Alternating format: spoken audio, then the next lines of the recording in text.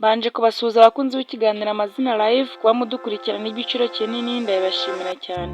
Ngiye mwumva kandi ugiye kubagezaho iki kiganiro ndi Yvonne. Uyu munsi nabategura izina ryiza cyane rihabwa umwana w'umukobwa ariryo Tiana. Reka turebere hamwe inkomoko y'izina Tiana, ibyo bakora ndetse n'ibyo banga, imico yabo ndetse n'imyitwarire. Gusa gukora subscribe kugira ngo ujye ucikwa n'ibi biganiro.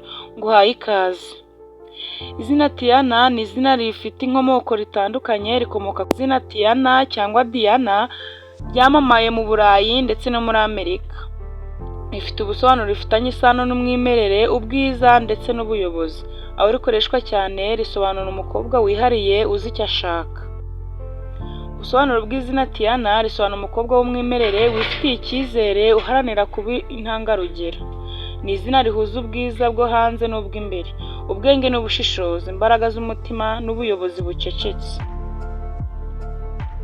Izina Tiana rihuzwa cyane n'iyi nyamaswa y'inyamirwa, kuko inyamaswa y'inyamirwa isobanura umugisha n'uburumbuke, kwihangana no kwigirira icyizere, guharanira iterambere ridasubira inyuma. Tiana rero agahabwa iri zina inyamirwa, akaba ari umuntu udatinya urugendo rurerure agana ku ntego ze.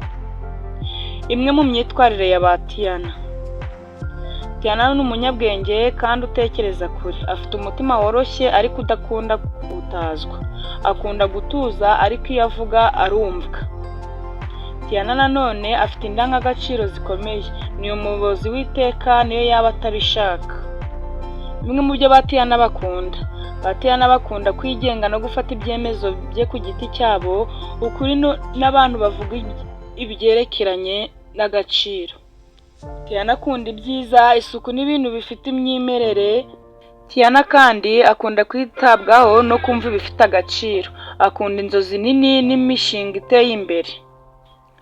Bimwe mu byo ba Tiana banga ibinyoma n'uburyarya, guteshwa agaciro cyangwa gutezuka ku nshingano zabo. Ba Tiana nanone banga kutizerwa, abantu badafite icyerekezo. Ba Tiana kandi bakanga ibituma akazi kabo kagenda nabi n'ibituma batakaza icyizere bifitiye. Ba Tiana banga umutekano muke mu byiyumviro byabo. Mu buryo bwimbitse, Tiana ni umuntu usobanura ubwiza bujyanye n'ubwenge, icyizere n'umutima ukomeye. Ni izina rikwiriye umukobwa w'inzozi, umuyobozi w'ejo hazaza, umuntu wigenga kandi umuntu wagenewe gutsinda.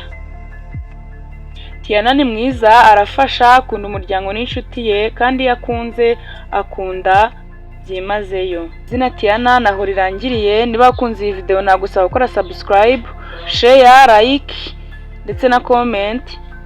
Nimuzacikwe n'ikiganiro gitaha. Nimugire ibihe byiza, murakoze.